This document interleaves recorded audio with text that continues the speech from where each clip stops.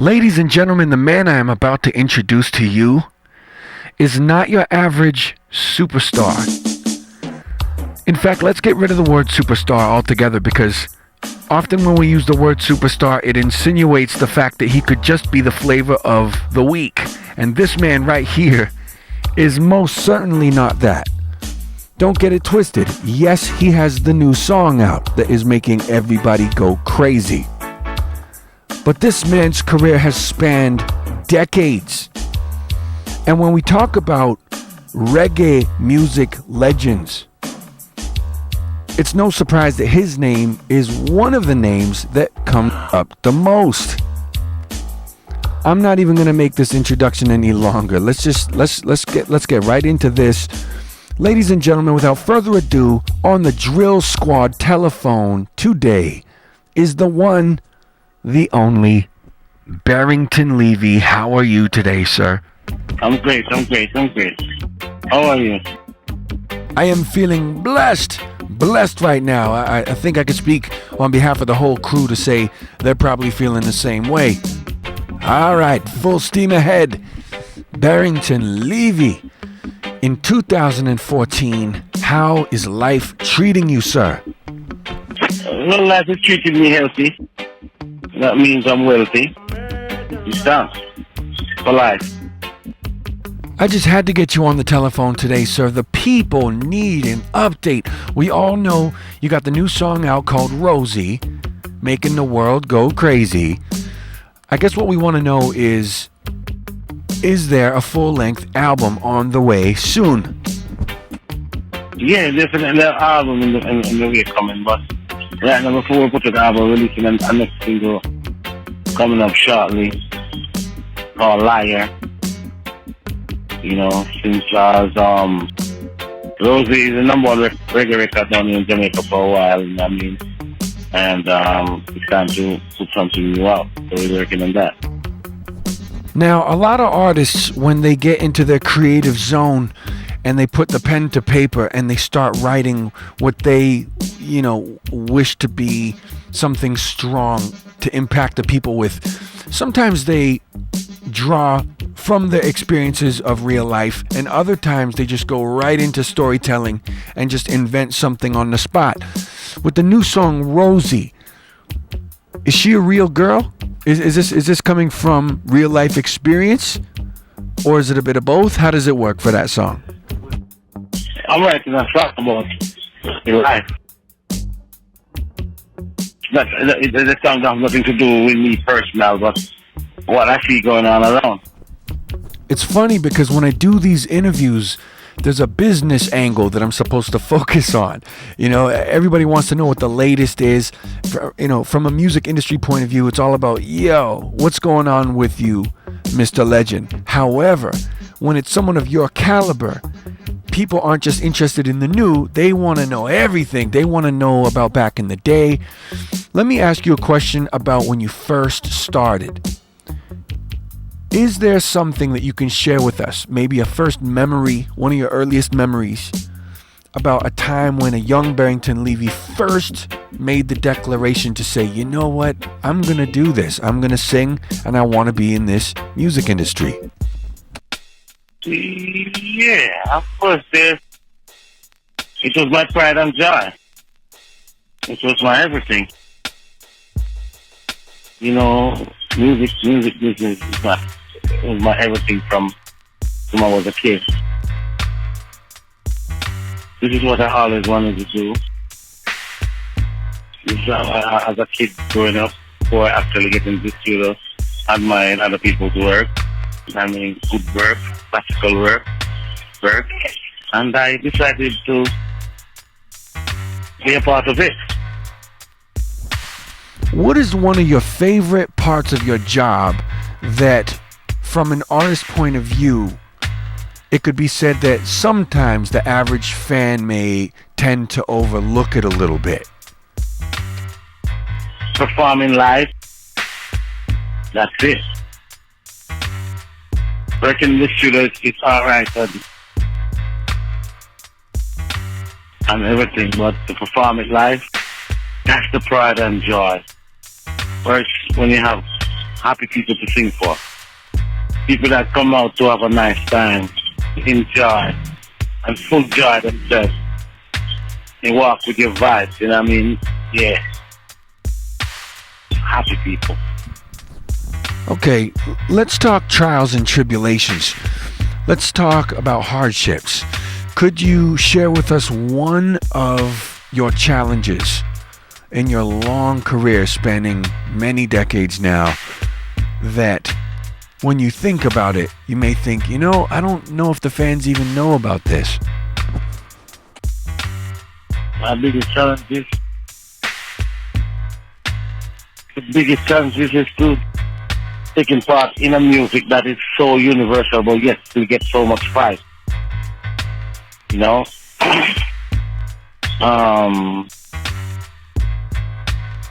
But I use that to say, okay, we're getting a fight, but at the end of the day, this is one music that they could never fight. Because it's reggae music. Reggae music to talk about other lives. And their downfall, their upliftment. Other people think about guns and roses and how much cars they have and everything. But when we say the only love that's righteous is the love of God, you know what I mean? When we say give thanks and praise every day, you know what I mean? When we say there's so much things to say that, you know what I mean, reggae music is a music that would always gonna be staying right on here, no matter what kind of fight you get. You understand? Because as you can see, the truth is revealing because there's a lot of different culture artists that is different in reggae music. It was unbelievable for me. But I give thanks to know that the music has so much influence around the world.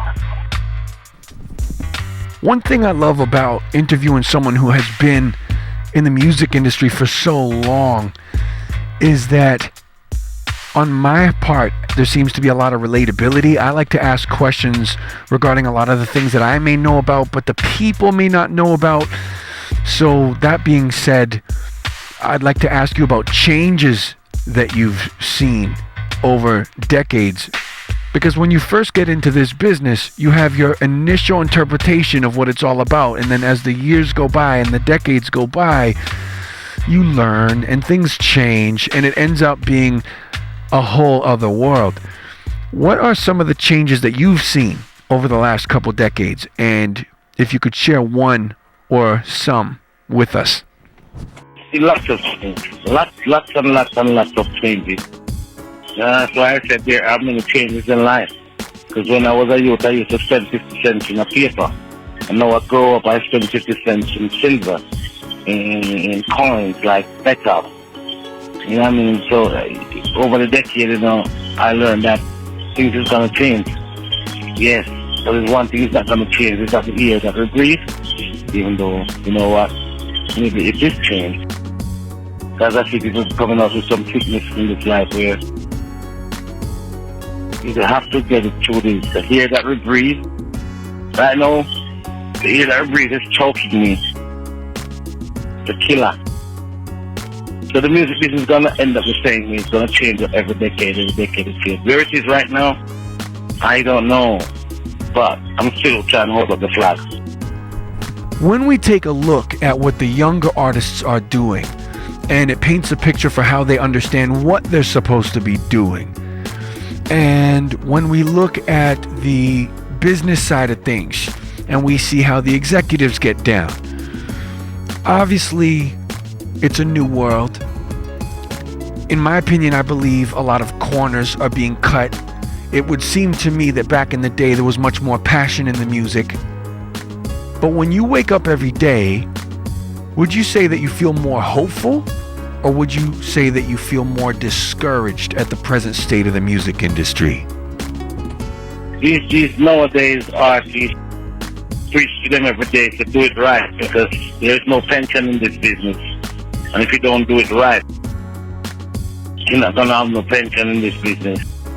Just best to do it the way, let's say for instance, how Bob Marley left it. Lyrical content, wise, yes. if they keep it that way, I think they would definitely have a place in this. You know, but because there's just the lyrical content, because there's nothing wrong with the beat, because the beat is just making a sound. And you just put the right lyrics on it. The lyrics that have substance. The lyrics with, you know what I mean? Yeah, wow. Like back down in the 80s, 90s, coming up. When you think about the younger generation listening to music, when you think about liquor youths listening to their favorite artist and they want to be like Barrington Levy, they're playing the Barrington Levy music, they're getting hype, and they say, you know, mama, I want to do what Barrington Levy do. Is there an aspect that you can share with them? You know, something they may not know, something that maybe if they did know, it would perhaps change the way they understand the dream of becoming an artist. Not that we want to discourage the children. I'm just saying, like, is there something you could perhaps warn them about? The music business changed drastically, really, because right now you have too much unprofessional people who say that they're producers. Number one, they're not really in it for real to have a passion for the music like that. It's all about the dollar bill. Not willing to go through no struggle. They want $1 million by the morning time. You understand? So I don't think they're gonna have the patience to do it like we do it. Like when we come into the business, there was no money to make. You know what I mean? We were just singing for the love of it.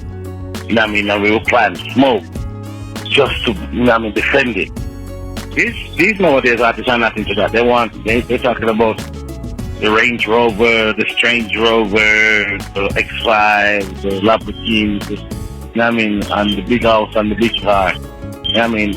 Not saying that there's something wrong with that, having those things or achieving those things, but put the music first and do quality stuff if you want to go there. That's basically what I'm saying. No doubt. Excellent advice. Mr. Barrington Levy, what inspires you to achieve excellence on a daily basis? Yes, look around your surroundings. You, Mr. Big, Manly, that guy, that lady, that, you know, you walk every day on the street and you see so much lyrics coming towards by watching people. You know what I mean? I just couldn't do it without people. That's my greatest influence to, you know what I mean, a portion of people gather around, listen to some music, and you entertain them. That's it.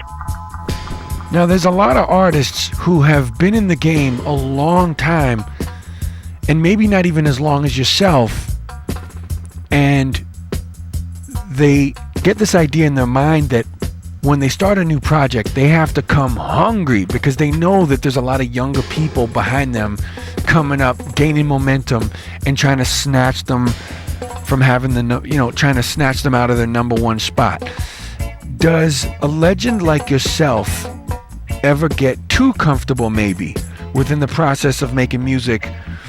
Or is it important to you that you just always stay as passionate as possible every time you start something new? No, I am not nowhere there. I just be me. I relax, I chillax. I'm a grown man right now. I love this business. And I am relaxing, and at the same time I'm not relaxing. Too much of in people's face with music. So what's this thing going on? Oh, I see they're releasing songs now. One artist released 5 songs in 1 month, 6 songs, 7 songs in 1 month. I can't keep up with that. Ladies and gentlemen, if you are just tuning in today, you are definitely down with the Drill Squad DJs. But right about now, we have for you on the Drill Squad telephone the legend of reggae and dancehall music, the genius they call Barrington Levy. Mr. Levy, who are some of today's artists that you are listening to? Who are some of the artists that you appreciate, even if they may not have a legendary status like yourself? I listen to Chronics. I listen to Darius Riley. It is this you that win a rising star. It is a rising star. What's his name? Martin. Christopher Martin. Chris Martin. And there's some other young ones coming up. What is one of the biggest misconceptions that a fan may have, or that the industry may have, about Barrington Levy? Me being myself. A lot of people not gonna agree with me, and I see it so far. I'm a strong man that decides to have my own destiny, and sometimes when I talk, when they talk and I talk, I have problems. I'm just gonna be me. Now, you aren't just known as a master of dancehall and reggae. Hip-hop loves you. And, you know, I know for a fact there are several different musical genre industries, if you will, that love Barrington Levy. From the standpoint of you yourself just being a fan of music, do you have a preference at all? Or do you just love all music? No. Barrington Levy I have a passion for all music. Anything that's music. Because I don't just listen to reggae music or hip-hop music. I listen to Chinese music, Indian music. I listen to music, man. And music only spell one way. And that's the universal way. Music. That's it. That's why if you listen to me, I'm not trying to sound like nobody. I have my own style. I listen to classical music. I listen to R&B.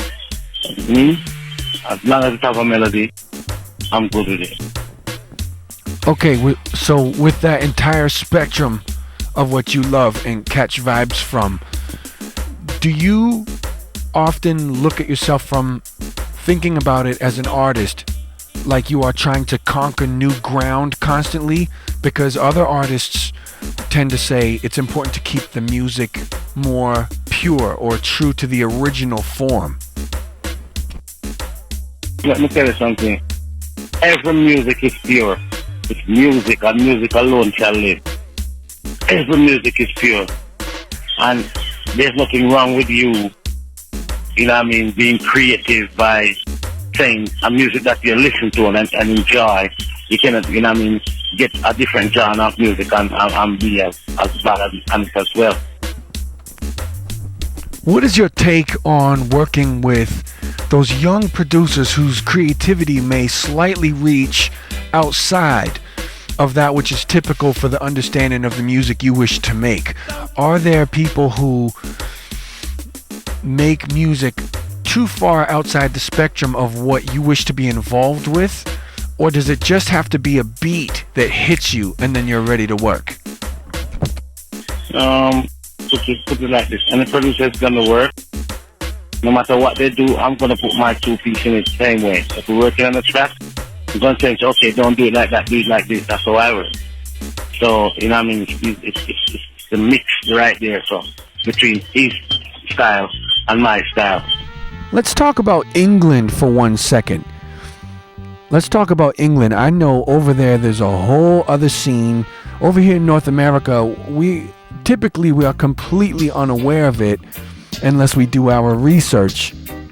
In the UK, there's a scene that you have a fondness for. There's a people that you have a fondness for and a respect for. Could you talk a little bit, maybe shed a little bit of light on the UK scene, or England's music in general, or how the vibes have played a role in your career?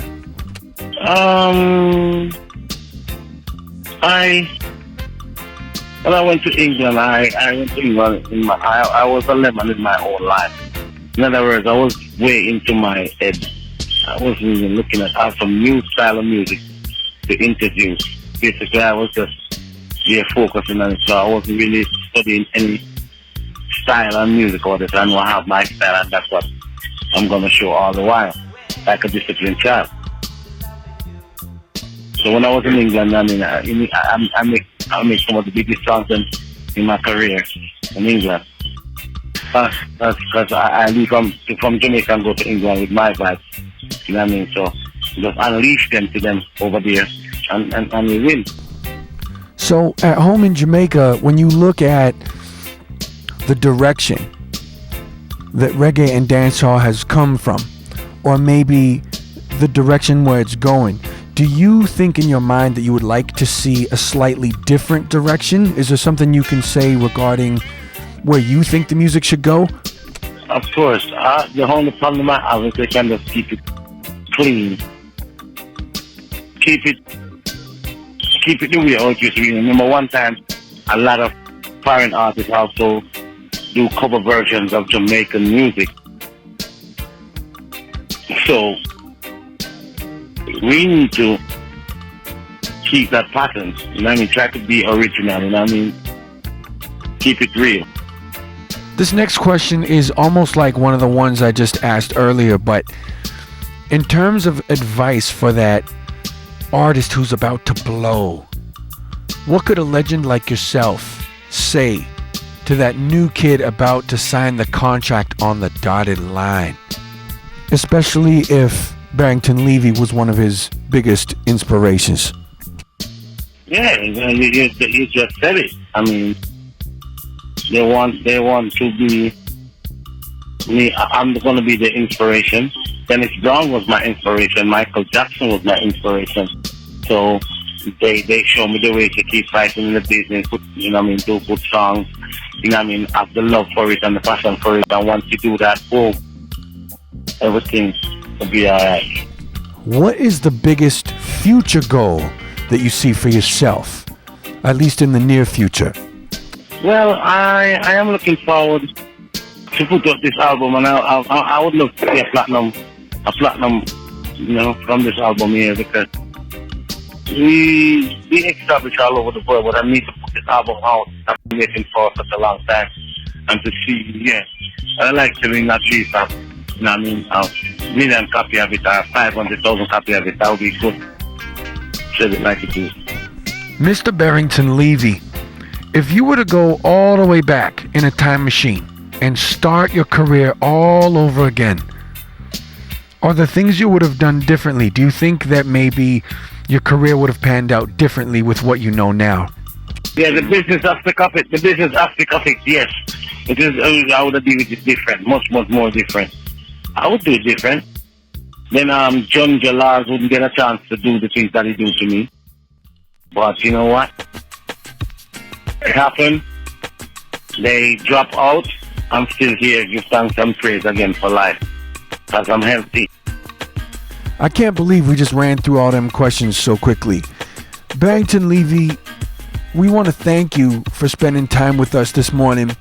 This is crazy to us. This is a big honor for us. And basically, I want to know, do you have any closing statements, anything you want to say to the people before we wrap this up? Thank you for the blessing and the love that you give to Barrington Levy over the years. All who say reggae music, put your piano and say, shudly waddly, diddly. You know what I mean? And that's blessings to you all. Keep the faith. I'll be coming with my acoustic album soon. So, looking forward to see you on my YouTube page and check out my new video, a new song, Rose. And you can also follow me on Instagram for more information. That's Barrington Levy 411. Remember, Barrington Levy 411. And see me on Facebook, Barrington Levy. And everything will be sweet. You know, keep it just like that. And say much love.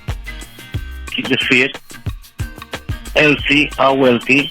Which one do you prefer? I'll say healthy. Keep it healthy then. Love and respect. And thank you for having me, bro. Well, on behalf of myself, the DJ Dred E Maximum, and the entire extended Drill Squad family, I just want to say thank you for your time today. It is a blessing for us. I love it so much. Ladies and gentlemen, this interview has been brought to you by Black Roses Entertainment and Platinum Camp, okay? Now that's the management, that's the record label, Platinum Camp. Remember the name. Shout out to my man Daddy Biggs, doing big things, running around LA and New York. Crazy. Do the damn thing with Barrington Levy on Instagram. That's Barrington Levy 411. Also, make sure you peep the YouTubes.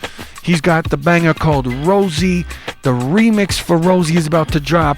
Very serious, very crazy, ripping up the entire music scene.